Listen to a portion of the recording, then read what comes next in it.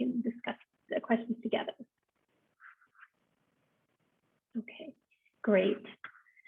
In terms of actual goals, next slide, please. What we want to do today is provide some compelling reasons on why to assess basic needs, given that half of you all have either done your own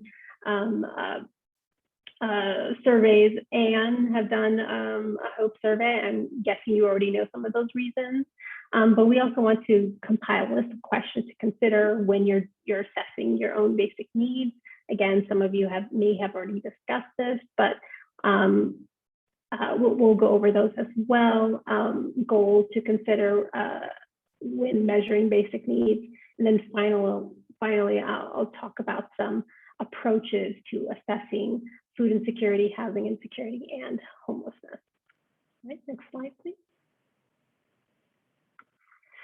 Just to circle back, in our kickoff meeting, Sarah mentioned our Hope Center theory of change, and in terms of where this discussion fits into that theory of change, it's really on that top box. Can you click once more, Angelina? It's that top left box that really is about identifying basic needs and security as central to the academic enterprise. And we argue that in order to do that, you actually need the data on that. So that's what we're going to talk about today, is assessing basic needs. All right, next slide.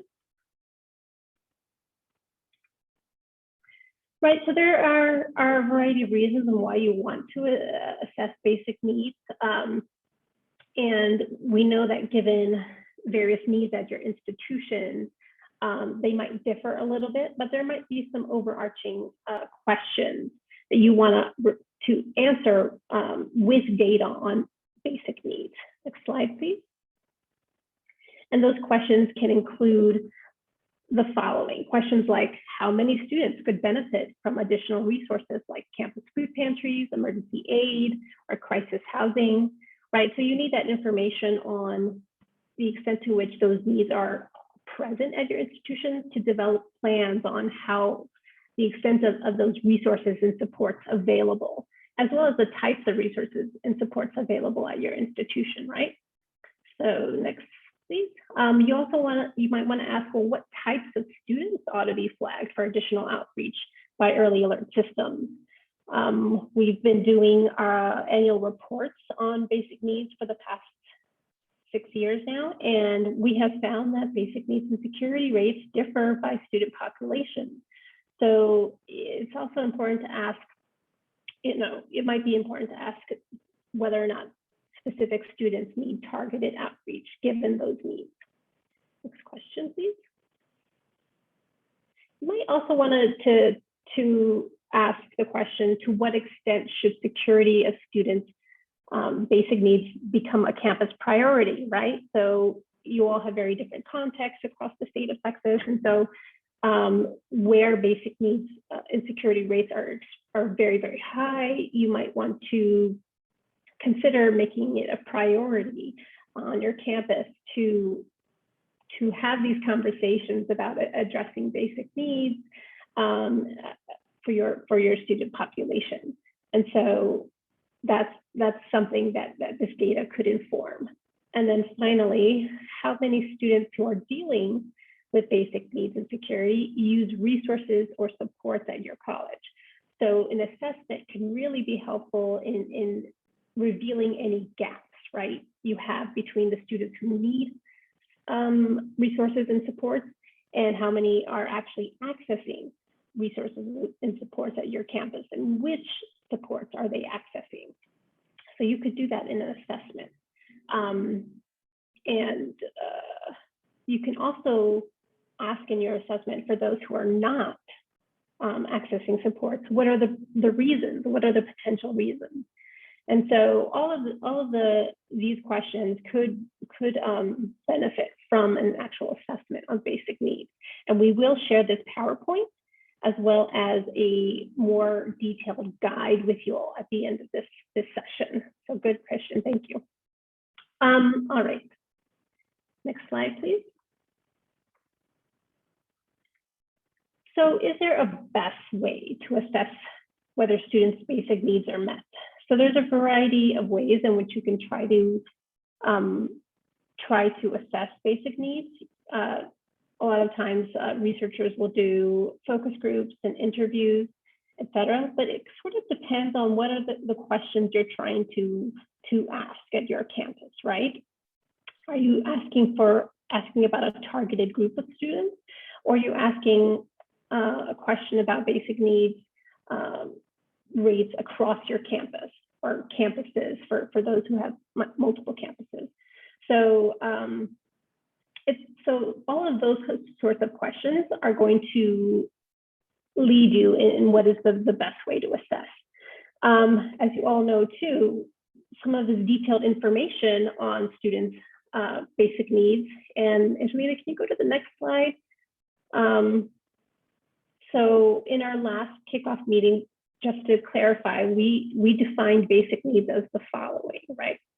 So it can include access to nutritious and sufficient food, safe, secure, and adequate housing, healthcare for mental and physical well-being, access to technology, transportation, resources to personal hygiene, and healthcare, childcare, and related childcare needs. So it's a very broad definition. In our reports, we generally report mainly on food insecurity, housing insecurity, and homelessness. But we understand that these needs go beyond just food insecurity, food needs and housing needs. So we have a more inclusive definition here. And we understand that definitions might vary, and that's something you might want to consider at your own institution is given your own student population, what are basic needs for your students? Great. So as you can tell, none of this information is collected in administrative data sets, right? So how do you get detailed information on whether or not students' basic needs are being met? So one apparent way in which you are all doing is collecting surveys, right? So surveys on students' basic needs. And that's the way that we have done it for the past 6 years, and we think that information can also be very helpful. But there's a lot of caveats to that, right? And there's a lot of particulars to consider when doing your own survey or working with another organization to do your survey that you might want to consider. Okay, so next slide. So here are some questions you might consider when either collecting your data or working with another organization that might be collecting data from your institution. The first question is really a starter question. Is your institution ready to collect data on basic needs? This is really not a yes/no question. This is more of a question to think about, like, do you have buy-in from leadership to look at this data and use this data? Do you have the capacity at your institution to field a survey for entire student population, et cetera? And a related question to that would be, who should collect data? So if you have leadership buy-in and you know that you want to collect data, who should do it, right? Does your campus or does your college have a institutional research office? And in that office, is there capacity, right, to field a high quality survey, right? Or do you have access to someone on your campus, a professor, for example, a faculty member who specializes in this kind of research that could help you field a survey?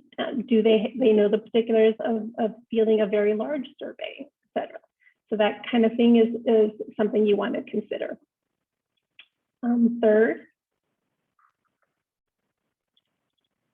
it may seem very obvious, but it doesn't have to be, is so who should take your survey, right? Part of this answer to this question is going to depend on what are the goals, right? On which you want the goals of collecting this data, right? Are you trying to get an answer to the extent of basic needs at your campus? That would suggest, right, surveying your full student population, all students enrolled. Are you just interested in undergraduates? Or are you interested in graduate students specifically? Are you interested in particular groups of students? That's something to consider.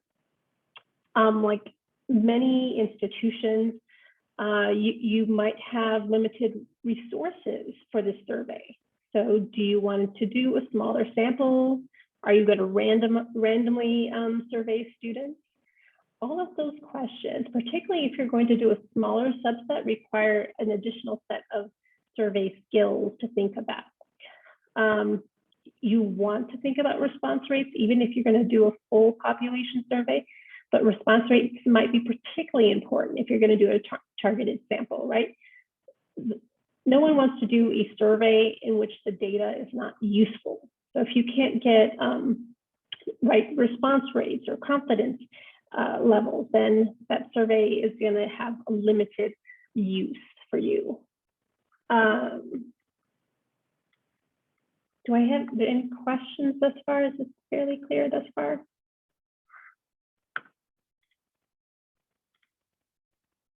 Don't see any in the chat. So, okay, I'll continue. Yeah, so again, who should take the survey, something you might also want to think about is the use of survey weights. So you might want to do it if you have low response rates, but you also might want to particularly do it if you have a smaller sample. And again, that requires a specialized skill for those who are very familiar with fielding surveys and analyzing survey data.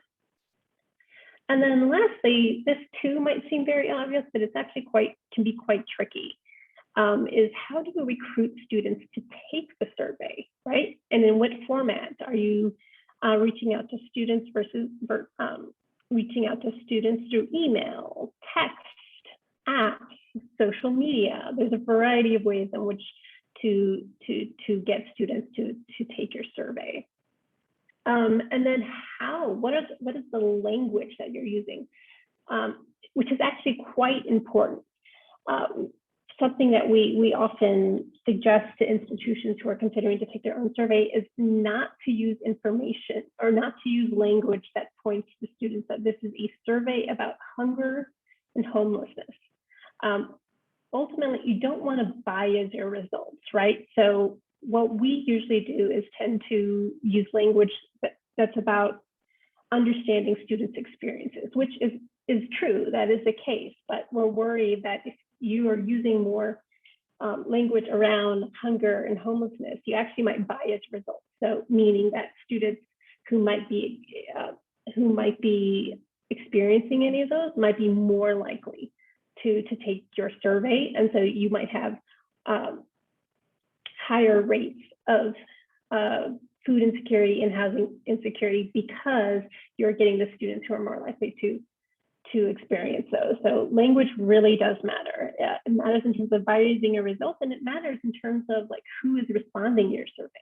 There's a lot of tips and tricks that you will see out there in the survey world to encourage students to respond to your survey. And we encourage you to use those resources. Our guide will have a little bit of information, right? We want the invitation to be inviting, right? We want students to click. So we have some guidance on that. All right.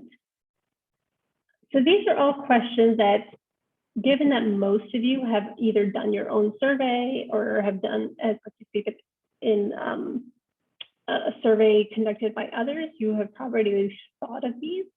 But we want to give you an opportunity to discuss in smaller groups some of these questions. And they could be around these 4 questions that I just talked about. And these could be more about your thought process in any of these 4 questions, or it could be for those who have not done their own survey, haven't done their survey in a while, you might want to think about revisiting, like if I were to do the survey again, how would I recruit students, or how I would collect data, or how I would who should take the survey, for example. So Angelina, are we ready for breakout sessions? I mute myself, yes. So I'm going to put the questions in the chat, but they will also be in your Jamboard that I'm going to link you to. Hold please so I get the link. So I assume that many are at this point familiar with the Jamboard, but if you are not, let me actually just, I've put a link in the chat, and you're going to go to that Jamboard, and I'm going to break you all into groups in a minute. And basically what we want you to do is first introduce yourself, so if you don't know your colleagues, just quickly or as you're talking, so that folks know who you are, what you do. And then we're going to spend a couple minutes with you all just generating sort of ideas about the question that you're assigned. So lots of you have either done a survey on your own, your institution has, or you participated with an organization in doing a survey. So think about maybe challenges that you encountered related to the question that you're thinking about, or things that really worked well for your institution in doing that, maybe questions you have. We really want this to be helpful for thinking about your specific context, right? So these questions are pretty broad, but we also know that like when you get into the details of how to address each of these questions, there's lots of things that either make it easy to do or successful, or make it really challenging. So that's the kind of conversation that we want to have. And then we'll ask you to kind of look at your responses after you've put a couple notes on there and talk about them. And then we'll come back and have a larger group conversation about, you know, what resonated with you, or if there's anything that was surprising or stood out, or maybe like a notable challenge that your group found. And I'll be popping in and out to help if needed. Okay. So I'm going to break you all into groups now. Let me stop sharing.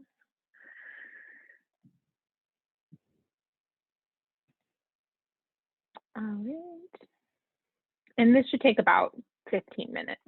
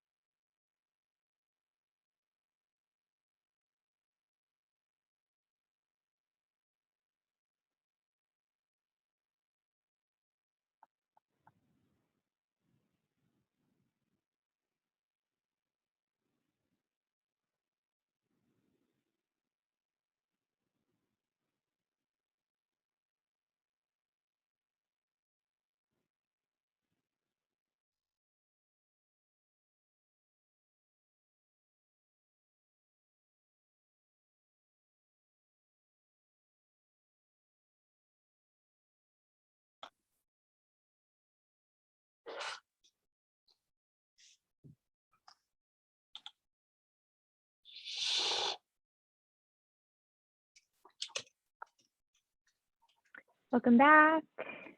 Hi, everyone. Hope you all had a good conversation. I'm going to leave the PowerPoint down for a second so we can just quickly reflect on the questions, see what y'all came up with. So varied responses actually in the Jamboard, but I did get to pop into a couple meeting rooms, and it seemed like y'all were having some good conversations. So I'm curious, I think because this group especially has a good amount of experience with doing these types of surveys.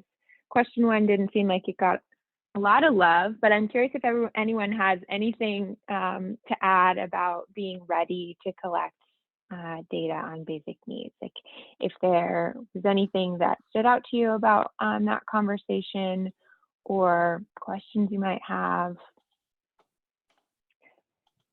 Mostly I just see yeses in the in the Jamboard, which makes me wonder, like, how do you know for sure? Because you've done it, because it's been successful. Feel free to put it in the chat too if you don't feel like unmuting yourself. I think the main thing, one of the things that we mentioned in our group was,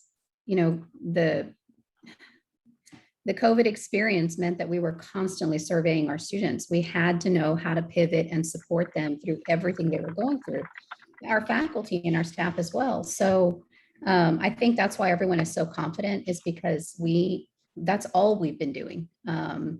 We didn't have a way to see our students. We didn't have that qualitative experience that would have informed this work. So I think somebody said in my group, we have surveyed, to death. And so our confidence doesn't come from anything but long experience over the past year and a half. And solid IR teams for all of our IR people in the room. Okay. Thanks for sharing. Yeah, that makes a lot of sense. I mean, this past year, especially, it's been so important both to understand the basic needs of your students, but then also just to like have those touch points, right? And to be able to understand what they're going through generally. So that makes a lot of sense. Let's see, question 2 is about who should be collecting data at your institution. I see some IR responses. Group 2, consider sociology faculty. It's an interesting. Does anyone from group 2 want to talk a little bit about what you were talking about in your group? So we had actually part of Achieving the Dream and Men of Color about 5 or 6 years ago. We were looking at how to get that going, and we used different. We had a sociology teacher who had experience in taking the surveys, and she did an excellent job of the surveys as well as focus groups. I was going to say we have to, surveys is a tool, but we need to look at a variety of tools as we get into this work, because as Michelle mentioned, students are surveyed to death. So we have to make sure that we're also tapping in through focus groups and conversations, things like that with the students to hear where they're at. But anyway, the sociology teacher was very helpful in doing that. I think Vanessa mentioned there are faculty on campus that have those expertises that, and I know we've got a lot of recent doctors in education in all of our institutions that also have some of that experience that we could tap into. So that was the comment there.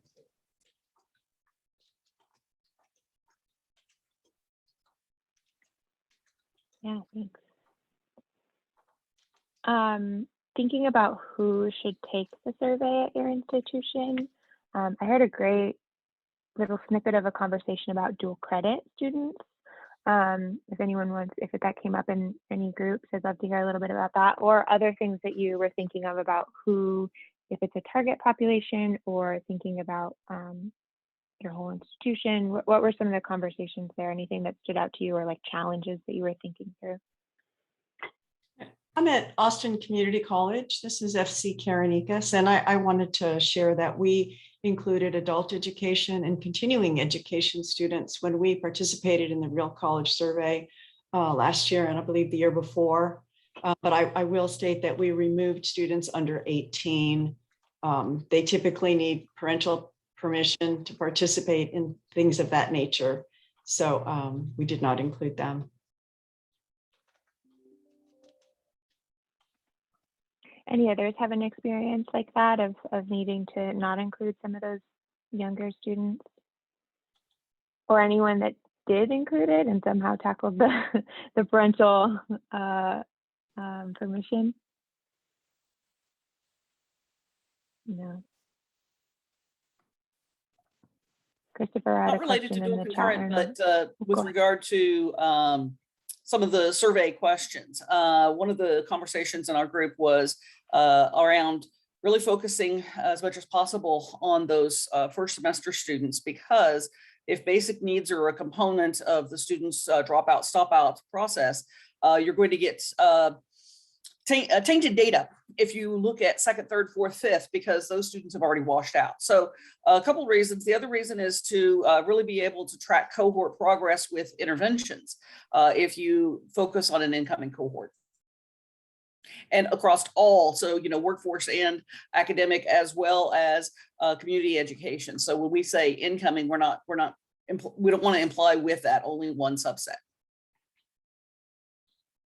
And to address one of the questions in the chat, the rationale that was expressed in our group, and I wish I could see everyone's names, but I can't, was the students who are in dual credit who then graduate and attend the college, you know, as a high school diploma having students, they have needs suddenly that they didn't have when they were still minors or in high school, and they had those support services. I think someone in our group mentioned, you know, in high school, you get, for some districts, transportation. Okay, you get to San Jacinto College and suddenly that lifeline is not there anymore. So I really like that point, because it brings the awareness that, Sasha, you were mentioning, you know, for some students, you said these insecurities will dwindle over time. And that's why you want us to focus on cohorts, you know, the FTICs and the interventions. And you said disaggregate by program, which I loved. But also, you know, your campuses are different and your communities are different. For those of us who have multiple campuses, this really gives us an opportunity to see, you know, who needs which interventions. They can't all be college-wide. Otherwise, we're not really helping the students who need the most help. That's a really great point. Thanks, Michelle. We're short on time. I could continue talking to y'all about this for hours, but we're gonna move along. I'm gonna hand it back over to Vanessa. Vanessa, if you want to comment on anything that you heard as you move along, great. These are all really good discussions to have. Timing matters. We try to survey within the first 6 to 8 weeks of college, in part because students with basic needs are those who are most likely to drop out, right? And so if you really want to get a sense of who's coming in the door, it's really important to think about timing. And what questions to ask, and also getting a sense of who are your students, right? So that you could do some of that disaggregation that some of you are talking about. So really important questions and discussions to be having. So glad you're all thinking about these. Okay, so in terms of, I'm going to shift gears a little bit. It gets to a bit about the questions, right? Like if you were to survey or you're working with another organization that is surveying, what are the measures being used? That is an important thing to think about because it has implications for, right, your understanding of basic needs rates and how they may or may not compare to other people who are measuring similar things. So, so we're going to get a bit into talking about the measures. We try to emphasize the importance of using basic need security measures that are validated and standardized, and that are respected and used among the scientific, policy, and advocacy communities. So the folks who are most familiar with issues of basic needs. Validated in the sense that they have been checked across different samples and or across different sort of outcomes that are highly associated with basic needs. So we have a good sense that what we're measuring is really basic needs and not something else. So this is all much easier to do, I should say, with measures of food security, in part because there are measures there that are widely agreed upon, whereas housing insecurity, for example, there's much more controversy and even more controversy around measurements of homelessness. So in this next section, we'll provide some measures that we use and other researchers have used in studying basic needs and security in higher education. Okay, so if you go to the next slide. So if you're all familiar with our reports, we basically come down to this, right? So this is what we report on in terms of basic needs. So we have just some overall rates of insecurity. So whether or not students were food insecurity, housing insecure, or experienced homelessness, and that's our any security. But we also provide disaggregated results. But the question is, how do you get from items in a survey or survey questions to this? So if you go to the next slide, in terms of our food insecurity measure, just a reminder in terms of how we define that. That means the limited or uncertain availability of nutritionally adequate and safe food, or the ability to acquire such food in a socially acceptable manner. So to measure that, we use the United States Department of Agriculture has a food security module that they have used. And actually there's 3 different versions. There's a 6-item version, a 10-item version, and the 18-item version to consider. The decision on what you use can depend on how much space you have on your survey. If your survey is already long, you might want a shorter version. If you're trying to capture a very diverse group of students, like if you have a large population of parenting students, for example, the 18-item version asks questions among students who are parents. So really depending on what your goals, you might consider these various options. They are correlated with each other, but they might end up giving you different results. So really think hard about how you're, which version you want to use. You will see cases in which institutions might pick 2 or 3 questions and then call that food insecurity. That's fine. However, that makes comparisons much trickier for those who are using the full set and constructing a categorical, usually, measure of food security. So if you go to the next question, Angelina, there is a scoring system based on questions in this module. And here's a couple examples of questions.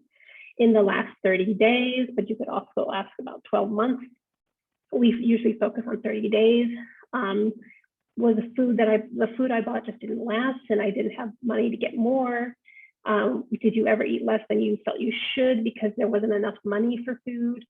I relied only on a few kinds of low-cost foods to feed my children because I was running out of money to buy food.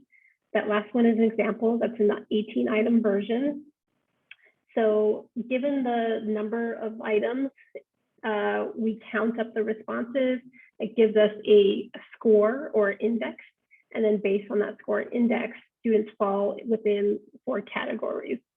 The lowest being very low or low in food security. And the USDA defines, like if you fall into any of those bottom 2 categories, then you're food insecure. And we follow the same procedure. And we look to other institutions who, in terms of comparison, are using that same one because we know we're all using the same questions, et cetera, and scoring system.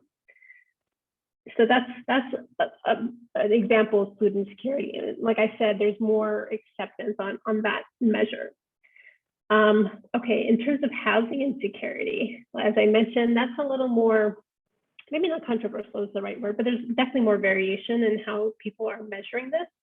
So in terms of how we're defining it, housing insecurity encompasses a broad set of challenges that prevent someone from having a safe, affordable, and consistent place to live. And all of those are very intentional ways of defining food insecurity, housing insecurity. And in terms of measuring it, we use a 9-item set.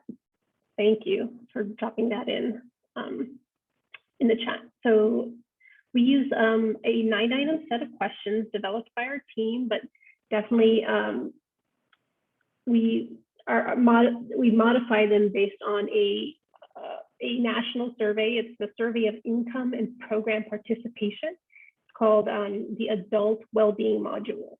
So this is, again, using items that have been validated by others, but also using expertise from those who are studying housing insecurity and adding on to that.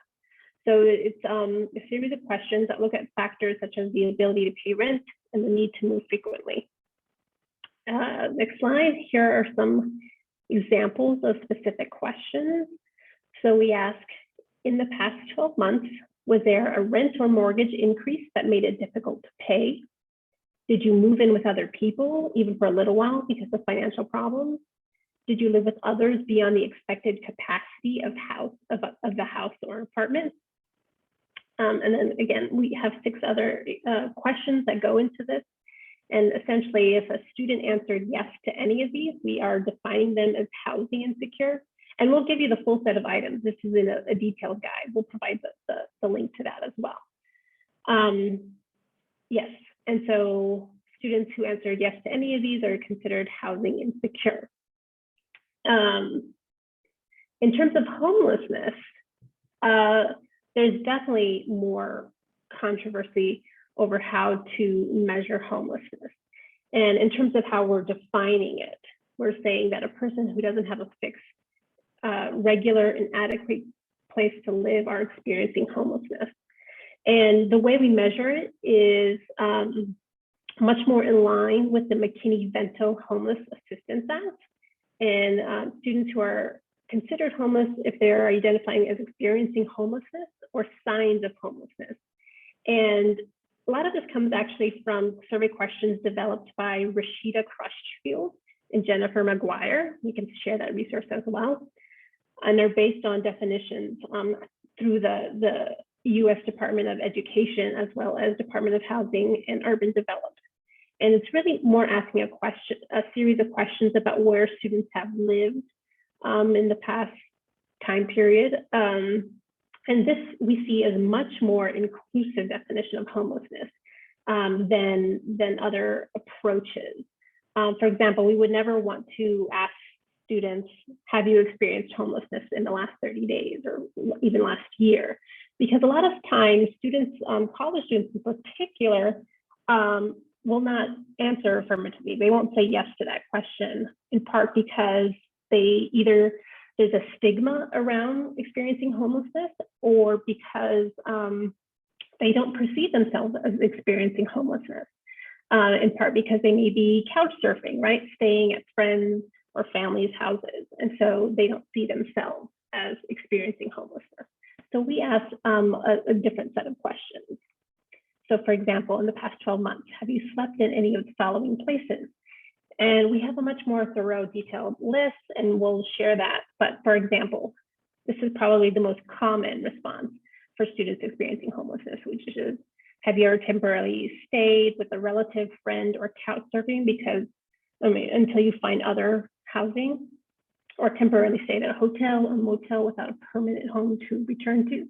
And then we include a list of more, I guess, typically thought of circumstances for those experiencing homelessness. For example, have you stayed at a shelter? Have you slept in an outdoor location in the past 12 months? So that's our approach. And we think it's definitely more inclusive and representative of the college student experience. Next slide. So we have, how are we on time, Angelina? We have 1 minute. Oh, okay. But if you do have questions, I think you can also put them in the chat, and we'll follow up as well. So I do want to be absolutely, yes. Questions time. There's a lot we were trying to cover here. Oops, I'm going to share a link to a GEO report on a variety of studies on food insecurity. They do a nice overview of how people have approached measuring food insecurity and the variation in results. I'm also dropping a link to our survey guide that has much more detail on the specific questions that we ask in our surveys.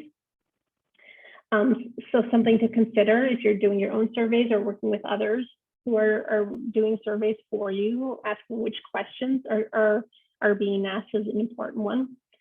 And so for the next session, we're going to shift to now analyzing your data. What are some of the questions you need to be thinking about? And potentially like how to think about preparing a report. This could be for an internal use or a report for external use. And then how to disseminate the results. So we'll get into that next time we meet in mid-August, right, Angelina? Yeah, so our next session is August 18th. And like I said, I'll send a follow-up with all the resources that we've mentioned today, including some of the stuff in the chat. looking forward to the next meeting with the date and time and sort of who should attend, the same as last message that you received from Cynthia. And just other reminders about taking the self-assessment that we had sent out and things like that. So you'll hear some follow-up from us. I don't know, I know we're at time, but Cynthia, if you want to say anything, closing remarks, anything while you're here, I think you're still here. Yes, I am. I just want to say thank you to the team. You showed up in numbers and had great conversations. I really appreciate your dedication to this really important work. So thank you, Angelina and Vanessa, for a great session. Yeah, thank you all for coming, joining us this morning. We're so glad to be working with you, and you'll be hearing more from us about sort of next steps, what to do with this information, etc. So thank you all. Enjoy the rest of your day, everyone.